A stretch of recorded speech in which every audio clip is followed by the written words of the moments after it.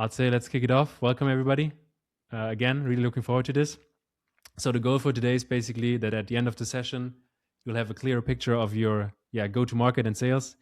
And this is a live session where we tackle like real sales, go-to-market challenges with real feedback. And I think the challenges will be very specific, but also common across a lot of bootstrap startups. So I hope that everybody gets something out of it, even if you're not sitting on a hot seat. And the format is that we have tactical deep dives today.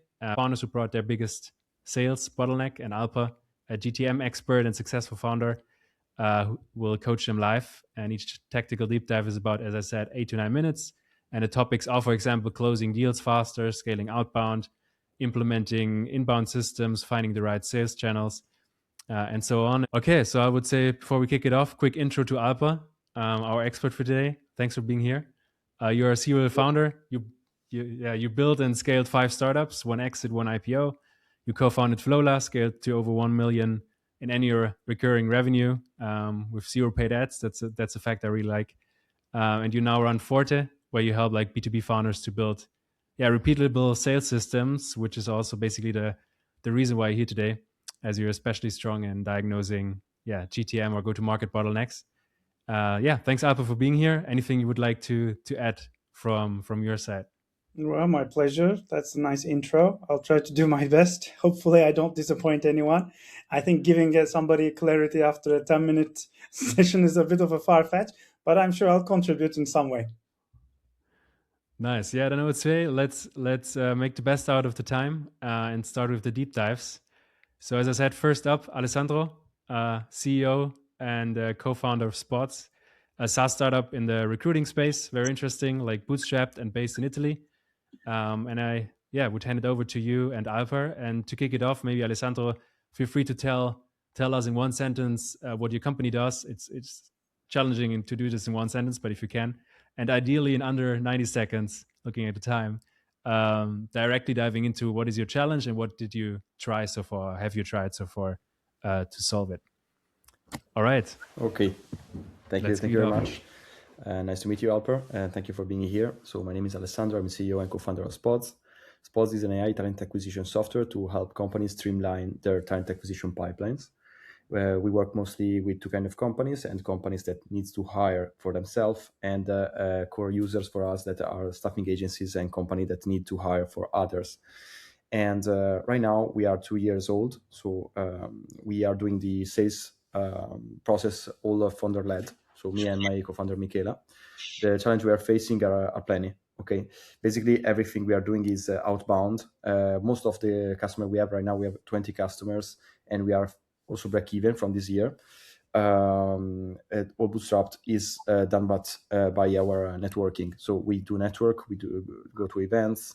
Sometimes we also host we have a stand, but most of the times we just go networking, and we try to create network effect with people. We have started some outbound campaign, first manually, then after we have tried to do a more structured system, and right now we have hired at this time a part-time, and then he will become full-time SDR to create a repeatable process. So we are using prospecting tools and also outbound systems.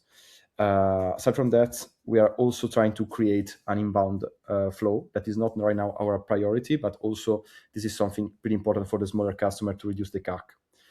So right now our challenges, as I said, are plenty, but especially one that is fasten up the after offer process. So go from the offer to the closure of the customer, because many times our pipeline is full, and then we lose the track of the customer, and it's hard to create urgency and making the deal closed fast, especially for shorter ticket, smaller tickets that obviously impact a lot on the time, on the cost of acquisition, having a longer pipeline. And we have different kind of clients, both clients with 20K, 100Ks a year, and a customer with 3K, 5K, so smaller tickets. And another challenge also related to this, but I think is not the urgent one, but you maybe prove I'm wrong, is creating also an inbound system to shorten this first part of the acquisition funnel. But when you said the first part of the acquisition funnel, you said you have enough leads to take care of?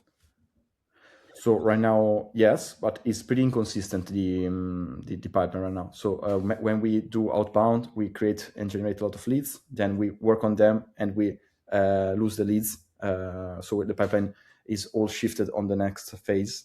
And if we focus on the part of generating leads, we have accounts that are stuck in a specific pipeline status, and then we have to rework from zero. Okay. So this is the problem. You come from this world? Like, why are you building this? From the HR? Yeah, in general, HR, recruitment. Okay.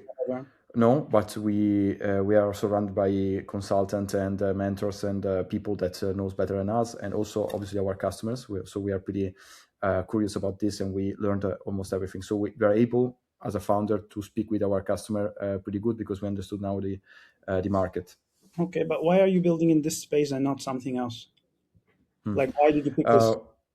Yeah, I think this is a space that has really been disrupted after AI, and many things can be changed, and there are a lot of slow processes, especially here in Italy, but also all around the world, and many other kind of space and markets like sales and marketing are going faster, and there are a lot of things that we can copy and get from this kind of market and apply this to the HR, because the talent acquisition is not so different from sales and from marketing in many perspectives. In terms of the process, pipeline, in the process. Yeah.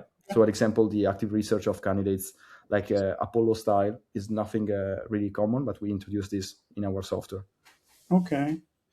And one more question. It's quite a crowded space because, for example, I'm working right now with a company which is doing the same. They're based out of Turkey, where I'm originally from. And now they've grown to about 500K or so, and they want to expand into new markets and etc. So I see this kind of, like, all sorts of business are now, I see a lot of them actually, but it's kind of a crowded space. So you mentioned a few different problems there. Can you name me one that we should start tackling from? Yeah. What's the one thing you want to discuss? Yeah, I think maybe the common problem at the base is trying to understand how to manage the pipeline to be more consistent and predictable, because right now it's pretty inconsistent. Okay. Well, that's a system question, and I would say get a HubSpot or a CRM and start tracking them, but I guess that's not your main question. We have a CRM, we have Attio, actually. Well, what's the root? Great for your stage. So what's the one thing that you feel like is stopping you from growing further right now? Okay, the fact that it's pretty much founder-led. So me and my co-founder, we're doing a lot of different things, and we cannot fully focus on sales and keeping this up. And also, especially the closing part require a lot of effort to be persistent with the customer, with the account, to try to close them. But many times they disappear, and then they reappear maybe months after, and we didn't predict that. So maybe we could better understand how to strategize around this kind of situation. For example, now when I ask you what's your core problem, you actually just added, like you didn't even mention this before, that you are the bottleneck and it's difficult to manage everything and the sales and whatever. You're actually adding to the pile of problems that you have. And to be honest, that's all of them are very fair and etc., which is why I do what I do, which is after seeing and having all these problems forever myself, I try to create a system whereby we tackle these weekly. So I call it my Forte growth system, and I run a 16-week sprint with founders, whereby every week I try to make sure we do the right things. And it starts as easy as, like, what's your goal? Because your goal, like, for example, you guys are bootstrapped, but if you want to raise, or if you want to be in Italy only, or if you want to have a lifestyle business, whatever, they all impact your day-to-day. What you do every day is impacted by them, if that makes sense. Yeah. Because your ambition changes, your fake it till you make it level changes, the people you want to reach out to and be vulnerable with changes, the top of the pipeline you need versus whatever changes, right? Because your end of year revenue goal changes. So I would say the first thing would be what I always do with every founder I work with, would be to create your go-to-market one-pager. Okay. What is that? What's your product now? What's it going to evolve to in the next few days, months? What's your ICP right now? And generally in your stage, it might still be early customer profile, because you mentioned there's a different few ICPs that you're tackling, right? So starting to write down the basics of the go-to-market essentials, to get like in Turkish we say put the head in front of you and start thinking. I don't know if it probably doesn't make sense, but it's basically being true to yourself. So my go-to-market one-pager has 30 elements: product, mission, sales, and marketing plan. Which channels are we going to try? What's your go-to-market motion right now? Are you going bottom up to every single end user, or are you trying to do something top down? Are you trying partnerships? Like all these things, I think you need to put like a clear picture of, this is my hypothesis of how I'm going to grow this business in the next 180 days, touching on every single element. And we'll come to these, so you don't need to memorize and I can share and whatever. Like you don't have to be super smart about it right now. But I'm just giving you a sense that what you need is a one-pager or two-pager, it ends up, whereby you have, okay, this is my best hypothesis of who my end customer is right now, and I'm going to test them in the next whatever days with X many messages, outbound. Once outbound is falling short and getting below 5% replies or whatever, I'm going to revisit my messaging or my positioning. Then if things speed, and the first thing I try to do in the sprint is in month 2, I try to get to some repeatable meetings. 1, 2, 3 repeatable meetings, which are similar signals and similar patterns. So where are you based? Italy, Milan. I know, but Milan. Okay. So in Milan, I went to the X event. There they saw me speaking. Then I did a webinar. After the webinar, they were a bit curious. They Google searched me. They end up coming, etc. So you're trying to create what's that customer journey, right? That repeats rather than the random stuff. Because in the early days, you'll have 5, 6 different ways of people reaching out. So you're trying to get to the one repeatable meeting. So everything that you do in terms of your outbound, inbound, should be to discover those repeatable meetings. So my question is, do you feel like you have repeatable meetings right now, or are you getting different channels feeding you, different conversations, different ICP, different whatever? Like what's the mix? Yeah.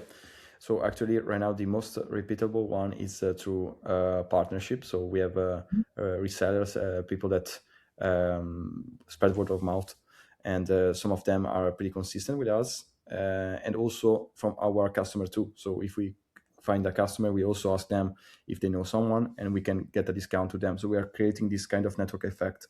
At the same time, is something that is not as consistent as other methodologies. It's something that I think is pretty interesting as a way to scale. Also, HubSpot created a lot of network effect in the early days.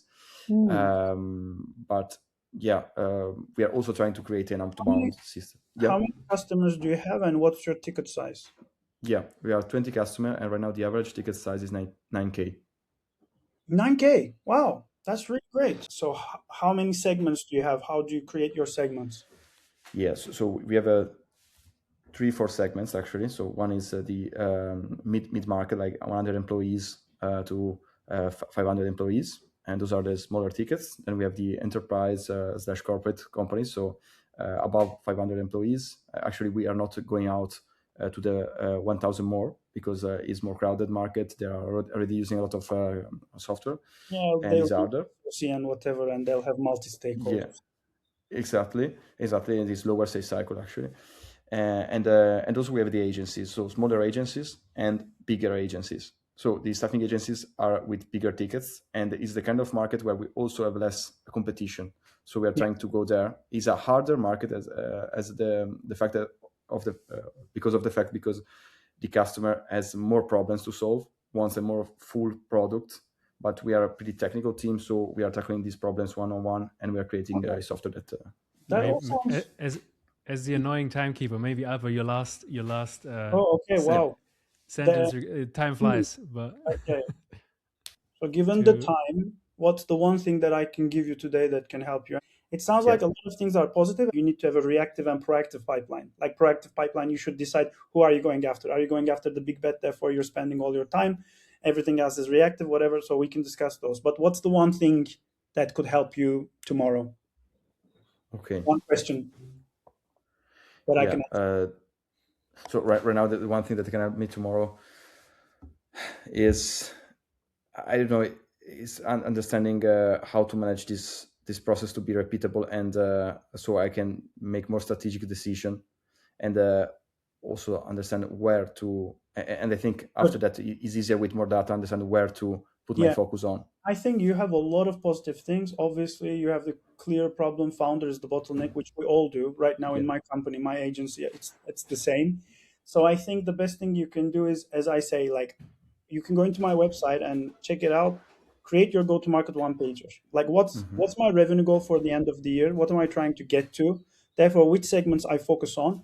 And from there, you can just say like, okay, this big whale, it should take no more than 2 days a week because then we have a pipeline problem. So I should dedicate 1 day. You can't do everything at the same time. So try to come up with a hypothesis and treat your go-to-market like you treat your product. Test, iterate, improve every month, every bi-weekly sprints, right? That's how we do it. Like lock down your campaigns. What are the results of it? Every 2 weeks, you're checking them. Are you doing something in vain, etc.? A lot of positive signals I hear, and I definitely love to help. But the biggest favor is put down everything in a plan, which sounds simple, but that's what you need, because then you will not be thinking every day, do I spend my time on the big whale or the whatever? Because for at least a month, you will say, okay, I'm going to spend my time on this versus that, and the other thing is going to be taken care of by the part-time SDR, and I'll just give them the first version of the messages. And every week on Friday, I will check what's their volume and what did they do, make sure that I'm not below 5% reply rates, blah, blah. So at least you can structure your work week in a way that serves your goal. Okay, nice. Thank you very much. This is a nice way to wrap it up. Sorry for me being the annoying timekeeper here, and time flies. This is too fast. I can't do each one like this. Yeah, that's a challenge today, Alper. That's a challenge. Fine. But you did great. I did bad as a timekeeper. I will improve. All right. Thanks both. Thanks, Alessandro, for sharing. Really appreciate it. And we will switch to the next guest, or to the next hot seat, or next deep dive, which is Filippo. And Filippo, you are the co-founder and head of growth of Bravo, as you said, B2B. You basically are a platform for companies to engage with NGOs for social impact. And same as before, as Alessandro, as I said to Alessandro, maybe in one sentence, what are you doing? And then real quick, what is the challenge? I think I got the so we have to do it again. You got the business. Okay. I did. Then the challenge that you're having and what you're trying. So I would say let's kick it off. Nice. Just for clarity, so the Bravo helps companies to organize engaging activities for their employees, but they organize them with no-profit organizations. So this is a marketplace where the two of them exchange services. And so let's go dive deeper to our funnel and our problem, our bottlenecks. So right now we mainly make companies pay for our services. So we have a clear persona. So we target HR from companies with more than 50 employees. So that is our target, and we target them with organic content. So we have 4 channels of leads that comes from. So organic content, paid Google Ads, which we just started to try, LinkedIn, cold outbound, and referrals or word of mouth, whatever. So the problem is that when someone shows up, we have an issue from when we do the discovery call. So we ask a lot of questions, try to understand the need, but then we tailor a proposal for them. And then we send during the call, they say, okay, we like the idea, but they show some concerns, but they say, let's just give us the proposal, give us the quick demo that we can show to our, we can prove the ROI, so we can show to our decision maker, let's say. And then we send out the proposal, and then everything stops. Like, I think many of us might have that problem, but we do follow-ups. We try not to be too salesy, too much present with follow-ups, but every 2-3 weeks we follow up. And then we either receive no answer, or we receive, actually most of the time, no answer. So we don't know how to manage this, because as Alessandro said before, I think that this slows you up because you're constantly thinking about how to re-engage those potential customers, but then you have to find other ones. We are also founder-led. We have also a founder-led sales process. So My question is there a better way to structure the final part of the sales funnel, or like should we just send more follow-up? I don't know. Yeah. Yeah, my previous startup that I co-founded, Flowla, it's a digital sales platform, and I built it with my co-founders for this very same problem, but also multi-stakeholder. Like there are many people in the sales. I've been in sales for over a decade. You have to build consensus with everybody. There are always hidden stakeholders that you didn't know of. You don't have access to the champion, to the buyer or the decision maker. Sometimes you only speak to the champion or the evangelist or whatever without them having in the room. So we built a digital sales room whereby we would send all the materials in one place. It's a bit like HubSpot tracker tool, but basically you can put all sorts of medium to it, video, Word document, whatever, and then you track their engagement. Are they coming back? Are they checking out? So this is like a simple place to start, either using a HubSpot tracker or something free like Flowla, the free version, to zhuzh up your sales process a little bit and start sending them a link, which is going to be a customized digital room for them. You will have 3 pieces of information, maybe a video, a PDF, or whatever, and then you start tracking the engagement. So if it completely dies down after you send it, or you get some pulse, right? So this is like a quick fix you can do and test and see if there's some traction or not. But then I think the root causes are many different go-to-market things which you should tackle. I mean, first of all, you say your ICP is HR. Who is your persona in HR? It's the person that is in charge of organizing activities for employees. Actually, it's people engagement or happiness chief people officer, something like that. People engagement, they get like 100 leads every day. They are bombarded by mental wellness app, plum likes, whatever's, and then you have the NGO thing. So I think, so I work with a founder, for example, who built a fintech app, and he thought his main customers were private equity and investment banks because they make a lot of money and they should be the ones with the budget for this kind of product. Then we do some research. We discover, actually, we did LinkedIn outbound for 3 weeks, no 1 or 2 meetings, and nobody gave a shit. And we discover quickly that actually, on top of having the money, I'm not telling you all the details of the product, but it was an app where you can buy SpaceX, Klarna, pre-IPO stuff, Anthropic. You can put 5,000 into those businesses and buy. So in theory, anyone making a lot of money should buy them, should be an investor in this app, right? But obviously, there's a big part that is missing. You need to be a risk taker as well in order to put your money into this. And as we discovered this, we're trying to create better prospect lists on LinkedIn and find more of these people, right? And on LinkedIn, you don't have a filter that says this is a risk taker or not.